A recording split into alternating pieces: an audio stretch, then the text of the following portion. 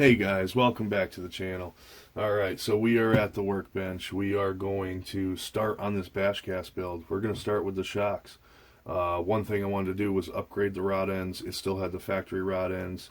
They pop once in a while. You get your droop screws set correctly, they pop way less, but it still happens. The alternative is a beefier rod end. So basically what I have here, and I wanted to show you guys, we have 330, 338. The 338 kits, they come with two different ends inside the package.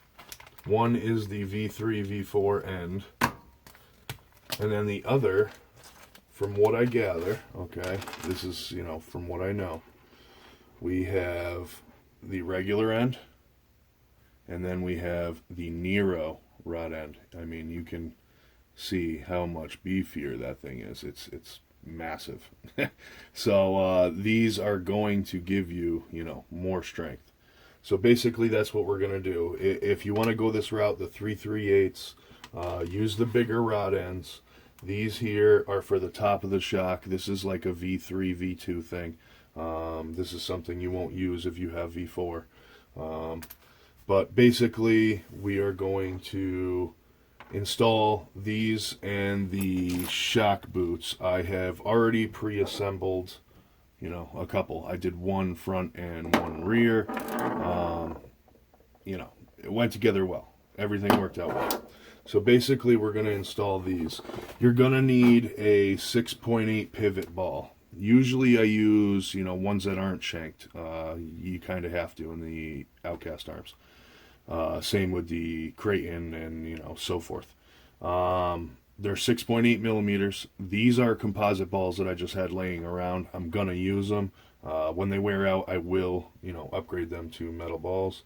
But enough yammering. Let's get to this build.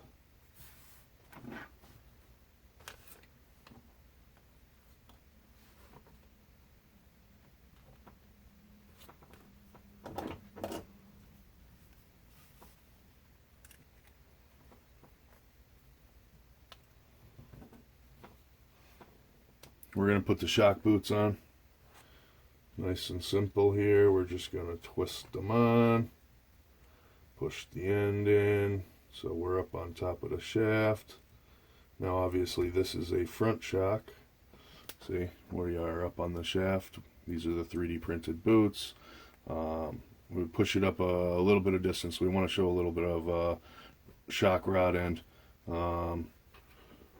Basically, so we can get the spring perch on there without any issues. So now that that's done, we're going to remove our pliers. We're going to take the boot and we are going to soak that right up in there to the groove. As you can see, it's a little bit collapsed. It will be like that until we compress it the first time.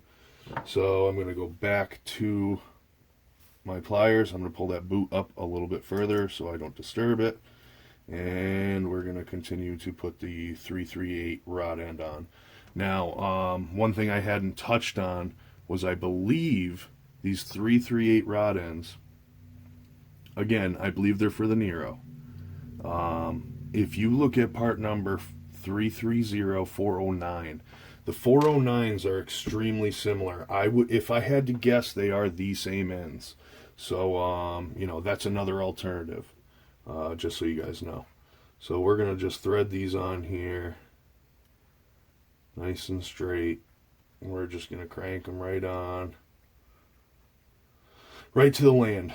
You don't want to keep going because they will. You can keep going and it will push that rod right through the end of the ball joint. It'll distort the hell out of it and then, your ball won't fit. So now that we got that on, we're going to pull that off. We're going to pull our shock boot down. We got shock boot, beautiful. We're going to, again, pull it up just a touch so we can get that on there. We want the perch to go on clean without ripping the boot. So we got that. We're going to take our 6.8 millimeter ball, get rid of that, and we are just going to snap this baby in. Just like so. I mean, it's pretty much that simple. So we're ready to go for a spring. And we're just going to jam that baby on. And then these are the perches that come with it. As you can see, hopefully you can see, yep, you can see it. That little tab, it's part of the manufacturing process. They want you to cut it out. I've seen people not cut them out. And, you know, to be honest, I mean, if you want to fiddle with it, it's really not a bad idea to leave it in. What it does is it braces this side of that mount, this perch. If you hit this hard enough, I mean, you drive a rod end into this hard enough, it's going to spread. The rod end is going to pass through it. I mean, it's physics. It's just the way it is. You know, obviously they want you to cut these so you can slide them on. You can assemble this. If you drive that rod down through there, you know, the shock shaft, and then screw on your end, you can leave this and retain that extra rigidity. I change them out often. It's something I don't really mess with, so I'm going to cut them out. It's strictly your choice. Like I said, they want you to cut them out, so that's up to you. So we're just going to snip these out of here.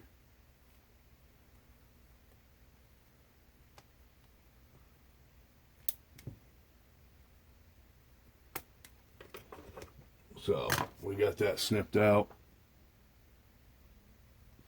And you know, it would have helped if I had grabbed the correct tools here.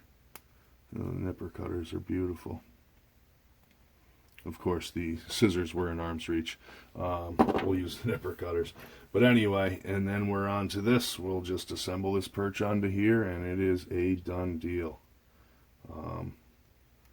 Again, you know, I have that boot pulled up so it doesn't interfere. We are going to just slide that on. Obviously, it locks onto that. The perch locks onto the rod. We have a Noid. It can only go one way. That's a good deal. I love Arma for doing that. It holds really well. So there we go. We have an assembled front shock with the 3D printed boots. I'm running 80 weight in these shocks. I always have run 80 weight. The rig is going to be a little bit heavier, so I may have to go to 100 weight. I have some on the way. I will try it. I'll let you know how it goes, but I've always been settled on 80 weight. It's always worked pretty well for me.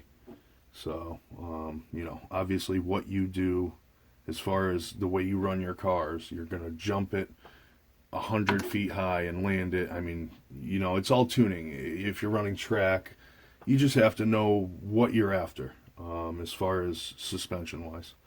So let's get on to this rear shock here. Again, we'll just grab this down here and we will put the shock boot on. We're just going to thread her on real quick until she gets to the shaft. There we are. Pull that off. Clips right in, just like the factory one right here, right up under the bottom nut. We have our space, so we are going to now pull this up and we're going to install the rod end.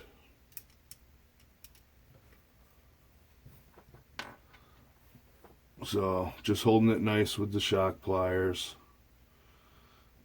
Getting these started sometimes can be a pain in the butt. But once you get them, they'll thread right on. Just make sure they're square to the shaft. You don't want that thing all crooked. So we're just going to wheel that on.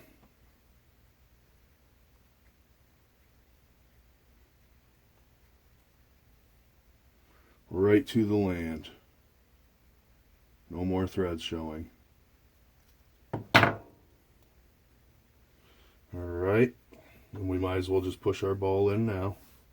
No sense not to. We'll push that right in. Yep, nice little snap. Boom, boom. And then we are going to need to cut our tab out. Cut this tab right here.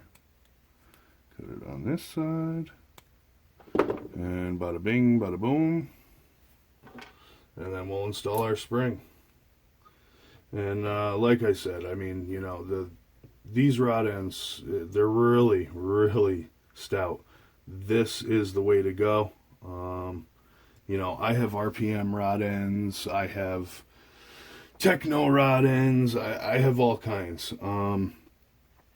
These have just worked well for me. I have them on several of my rigs. I have them on the Outcast Bashcast. I have them on my 4S Outcast.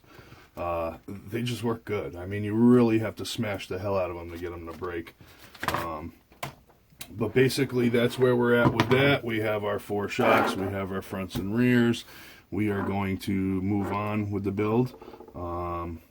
Probably do differentials next. We will see. We'll just see how it goes. And I appreciate you all for watching.